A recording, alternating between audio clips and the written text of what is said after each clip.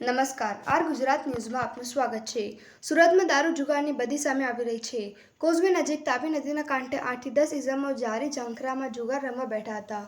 આ દરમિયાન પોલીસને પેટ્રોલિંગની જાણ થતાં તમામ નાસી ગયા હતા, જેમાંથી 2 ઇસમો તાપી નદીમાં કૂદી ગયા હતા, જેઓના મોત નીપજ્યા હતા, જેથી મૃતકોના પરિવારજનો દ્વારા આક્ષેપ કરવામાં આવ્યા હતા। કોઝવેમાંથી ગુલામ નબી, ગુલામ મોહમ્મદ સાફેદા અને આમીનના મૃતદેહ મળી આવ્યા હતા। ત્યારબાદ બંનેને નવી સિવિલ હોસ્પિટલમાં ખસેડવામાં આવ્યા હતા, જ્યાં સામે આવ્યું હતું કે પોલીસને જોઈને જુગારીઓ જુગારધામ છોડીને આમ તેમ ભાગવા લાગ્યા હતા। ભાગદોડ દરમિયાન 2 ઇસમો પાડી પરથી તાપી નદીમાં કૂદી ગયા હતા। પાણીની ભરતી આવી જતાં બંને યુવકો ઊંડા પાણીમાં ગરકાવ થઈ ગયા હતા। ફાયર વિભાગની ટીમે ઘટનાસ્થળે પહોંચી બંનેના મૃતદેહને બહાર કાઢી લીધા હતા। મરણ જનાર ગુલામ નબી સાફેદા સ્વજનોને જણાવ્યું હતું કે કોઝવે નજીક જુગાર રમાઈ રહ્યું હતું, ત્યારે રાંદેર ડી સ્ટાફ પોલીસ આવી જતા અમારા સ્વજન ગુલામ નબી સાફેદા અને અન્ય કેટલાક વ્યક્તિઓ પોલીસને જોઈને ડરને માર્યા આમ તેમ ભાગવા લાગ્યા હતા, ત્યારે તેઓ નદીમાં કૂદી ગયા હતા અને પાણીમાં ડૂબી જતાં તેમનું મોત નીપજ્યું હતું।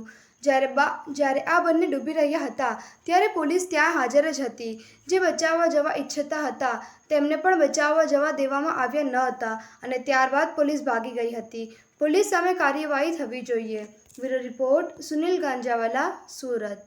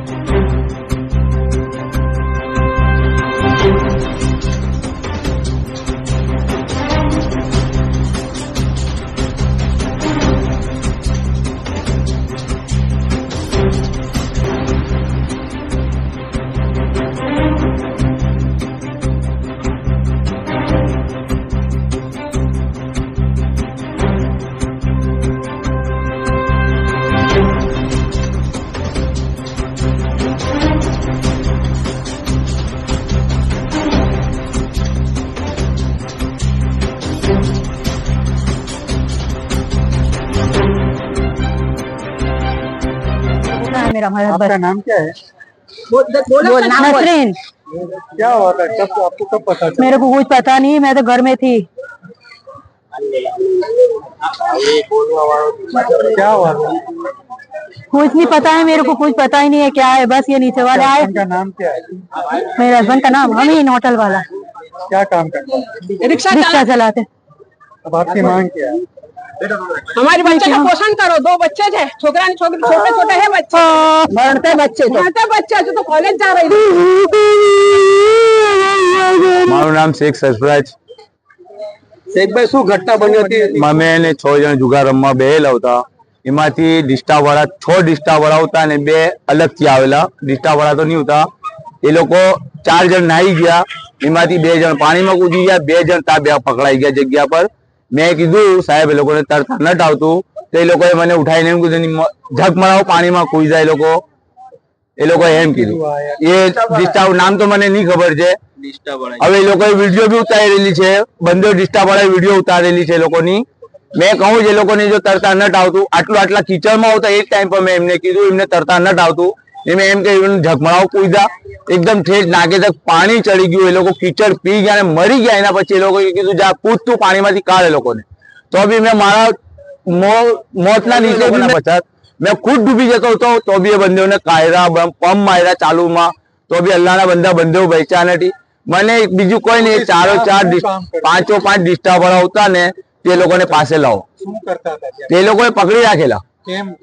એ લોકો કોઈ ભાગે નહીં એમ. પોલીસ વાળો કોઈ નહીં, તો બધા નાઈ ગયેલા. એક બી પોલીસ વાળા નહીં હતા. પોલીસ વાળાએ 2 બનાવેલા જ વિડીયો ના, અમારો મોબાઈલ જ નહીં ઉતારતો. આ પેન બી કીચડ વાળી છાકી મારી.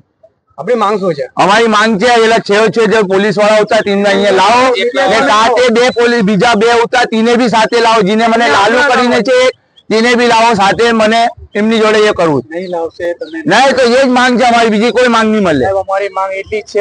આપણું નામ શું છે? મારું નામ છે સાજિદ ગુલામ મોહમ્મદ સફેદા.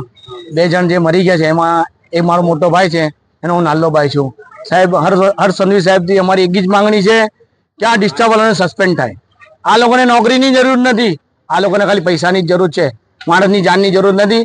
એટલે આ લોકોને પોલીસમાં કોઈ જરૂર નથી. આ લોકોને સસ્પેન્ડ કરો. આ 2 માણસોની એક ના ઇસ્તેફાકથી જાન ચાલી ગઈ, એક ભૂલથી. અમારી એક જ છે ઈચ્છા કે ભાઈ બોડી સ્વીકારશો કે નહીં સ્વીકાર? બોડી તો અમારે સ્વીકાર છે, અમારા ભાઈ છે, અમારે બોડી સ્વીકારવી જ પડશે ને. શું નામ હતું અને કેટલી ઉંમર હતી? પરિવારમાં કેટલા લોકો હતા? એમની ઉંમર છે 54 વર્ષની ઉંમર છે. એમનું નામ છે ગુલામ નબી ગુલામ મોહમ્મદ સફેદા. હવે એમની પરિવારમાં એક જ માણસ કમાવાળો છે, એમની વાઈફ છે, 2 છોકરીઓ છે. હવે એની જિંદગી, એ લોકોની જિંદગી કોણ? પોલીસ જુમ્મેદાર કે કોણ જુમ્મેદાર? અમારી એક જ કમિશનર સાહેબ ને હર્ષ સંઘવી સાહેબ છે, એ એક જ માંગણી છે કે ભાઈ આ લોકો સસ્પેન્ડ થાય. બરોબર. અમે આ ત્રીજી વખત પકડાયા. એ લોકો જામીનમાં ખાલી 2,000 રૂપિયા લઈ લઈને અમને છોડી દે. 2-3 કલાક પકડે, 2 લાગે લોકઅપમાં, ને 3 કલાક પછી અમારી પાસે છોડી દે. 3,000 રૂપિયા લે તો બી કેસ બનાવે ને ત્યાં કોર્ટમાં અમને હાજર કરવું નથી કરતા. એ લોકો અમે ત્યાંથી જગ્યા પરથી છૂટી જાય. હર વખત અમારી પાસે પૈસા લઈ લે છે લોકો. આ ત્રીજી વખત મેં પકડાયો એમની હાથે. ત્રીજી વખતમાં મારા 9 થી 10,000 રૂપિયા, હમણાં બી 11,000 રૂપિયા મારા લઈ ગયેલો છે ને પહેલે બી મારા જામીનમાં બહુ પૈસા લઈને ગયેલા છે લોકો. મારી એક માંગણી છે, જેટલા પૈસા મારા છે મારા પૈસા મને જોઈએ.